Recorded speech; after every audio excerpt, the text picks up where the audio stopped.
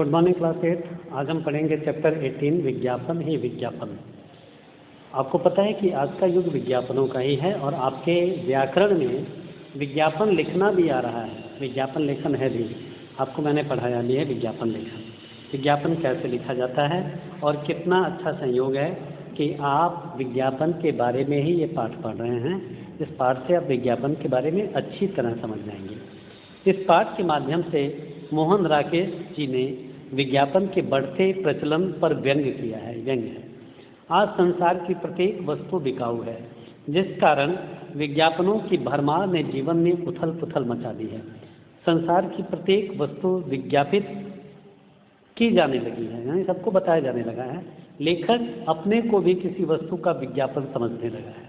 ये व्यंग है और व्यंग कैसा होता है? आपको अंदर से गुदगुदाता है, बाहर से गुदगुदाता है, लेकिन अंदर से आपको व्यवस्था के प्रति आक्रोशित करता है, आपको उसकी कमियां दिखाता है, अंदर से टीच मारता है, बाहर से गुदगुदाता है। व्यंग की धार दो तरफा होती है। देखिए कैसे।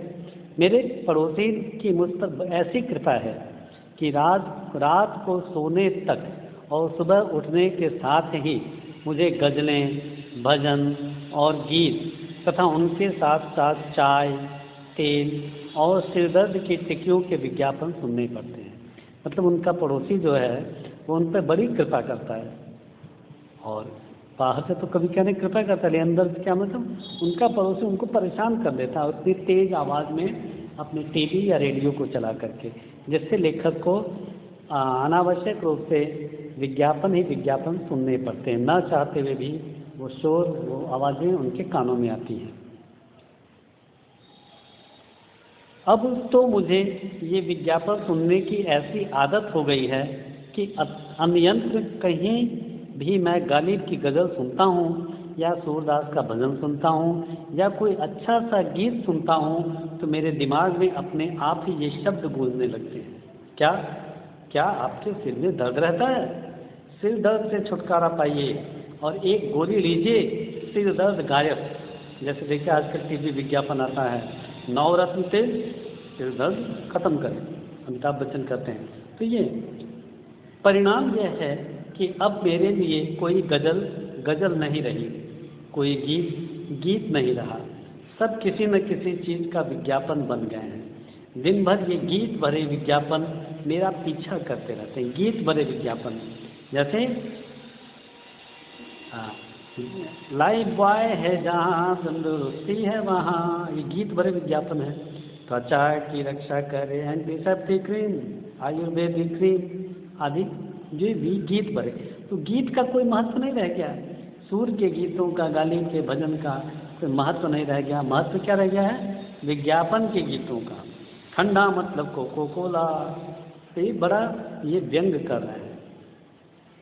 पहले दिन भर ये गीत भरे विज्ञापन मेरा पीछा करते रहते हैं। पहले बहुत मीठे गले से रहना नहीं देश वीराना है कि लय, और उसके बाद क्या आपके शरीर में खुजली होती है? खुजली का नाश करने के लिए एक ही रामबाण औषधि है। मानो खुजली विश्वव्यापी समस्या बन गई है। विश्वव्यापी समस्या कोरोना नहीं है, विश्वव्यापी क्या है? खुजली। इतना विज्ञापन दे दिया जाएगा। भक्त कबीर क्या कर सकते हैं? खुजली कंपनी उनकी जिस रचना पर चाहे अपनी मोहर चस्पा सकती है। भक्त कबीर की किसी भी रचना पर खुजली की दवा या खुजली का पाउडर बनाने वाली कंपनी कभी भी उन पर अपना ये चिपका सकती है। अब बात गीतों गज़लों तक ही सीमित नहीं है।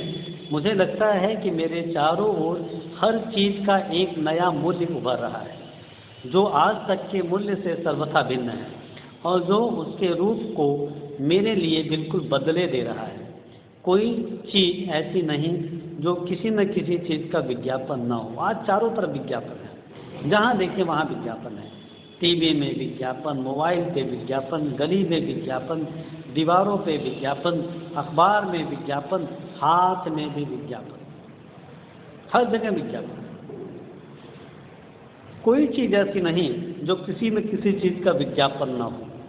अजंता के चित्र और एलोरा की मूर्तियाँ कभी अछूती कला का उदाहरण नहीं होंगी, परंतु आज उस कला को एक नई सार्थकता, एक नया अर्थ प्रदान हो गया है। और वो क्या है, उन मूर्तियों के केश विन्यास मुझे एक शीशी की याद दिलाता है।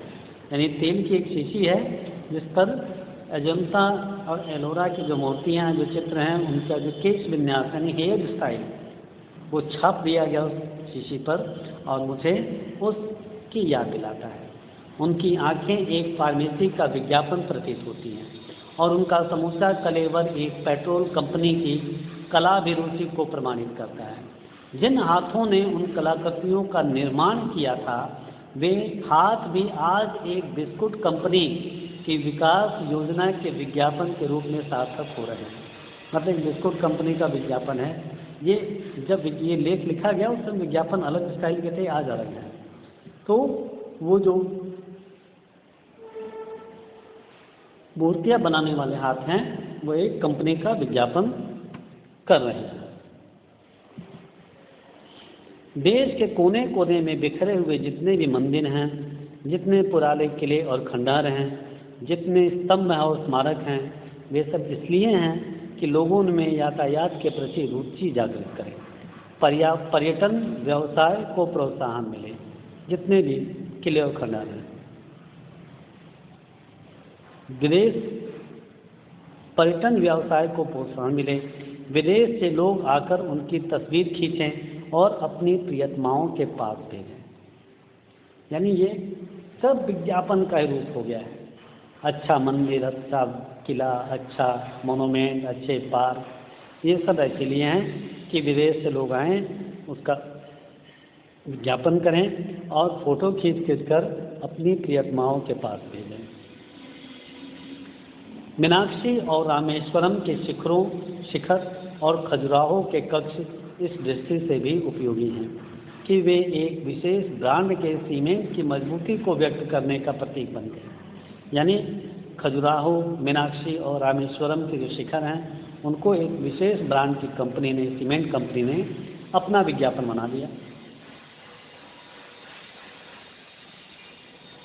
कश्मीर की सारी पार्वती सुषमा और वहाँ की नव युवतियों का भाव सौंदर्य और वहाँ के कारीगरों की दिन रात की मेहनत, ये सब इस बात को विज्ञापित करने के लिए हैं कि सफ़ेद रंग का वह शहर जो बंद डिब्बों में मिलता है सबसे अच्छा शहर है। यानी कश्मीर के सारी खूबसूरत, सब खूबसूरत वहाँ की जो कश्मीर की युवतियाँ हैं उनका सौंदर्य, सब कुछ ये बता दिया कि शहद कौन सा है, वो शहद बहुत अच्छा है जिसे कश्मीर के लोग खाते हैं और इतने सुंदर हो गए। बर्नार्ड शॉ के नाटक हमें यह बताने के लिए छापे जाते हैं कि ब्रिटेन के किस प्रेस की सफाई बहुत अच्छी है। जॉर्ज बर्नार्ड शॉ के नाटक जो हैं ये बताते हैं कि ब्रिटेन में कौन सा प्रेस बहुत अच्छी सफाई करता है। प्रशांत सागर में अणु बम हमें इस बात की चेतावनी के लिए गिराए जाते हैं कि जब तक हमारे बच्चों का भविष्य सुरक्षित नहीं है और जब तक भारत पाकिस्तान में कश्मीर के लिए लड़ाई सिर्फ इसलिए लड़ी जाती है कि वहाँ के सेबों का मुरब्बा बहुत अच्छा है जिसे सिर्फ एक कंपनी तैयार करती है, यानी उसको भी विज्ञापन बना दिया। हिंद महासागर में लड़ाई सिर्फ इसलिए होती है दो देशों के बीच कि एक जो कंपनी जो सेब का मुरब्बा बनाती है कश्मीरी सेबों का, वो मुरब्बे के लिए लड़ाई होती है। ये विज्ञापन मतलब मुरब्बा के लिए, कश्मीर के लिए लड़ाई नहीं है। कश्मीर में जो सेबों का मुरब्बा एक विशेष कंपनी बनाती है, उसके लिए दोनों देश परमाणु युद्ध कर लेते हैं। विधना ने इतनी बारीकियों से यह धरती बनाई है। विधना यानी ईश्वर, ईश्वर ने इतनी बारीक बीनी से यानी इतनी सूक्ष्मता से यह धरती बनाई है, यह जो धरती बनाई है, और मनुष्य ने विज्ञान के प्रयोग से उसमें जो 4 चांद लगाए हैं वे सब इसलिए कि विज्ञापन कला के लिए उपयुक्त भूमि प्रस्तुत की जा सके। सिर्फ इसलिए उत्तरी ध्रुव से दक्षिणी ध्रुव तक कोई कोना ऐसा न बचा होगा जिसका किसी न किसी चीज़ के विज्ञापन के लिए उपयोग न किया जा रहा हो। यानी उत्तरी ध्रुव से दक्षिणी ध्रुव का जो कोना है वहाँ सारी चीज़ें विज्ञापन के लिए ही उपयोग की जा रही है।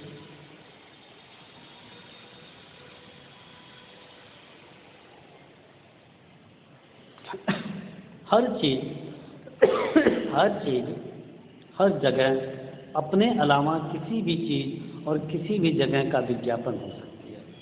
मतलब कोई भी चीज़ कहीं और का विज्ञापन हो सकती है और कोई चीज़ कहीं और का विज्ञापन हो सकती है। तो चलिए इसे अगले वीडियो में पढ़ाएंगे आपको।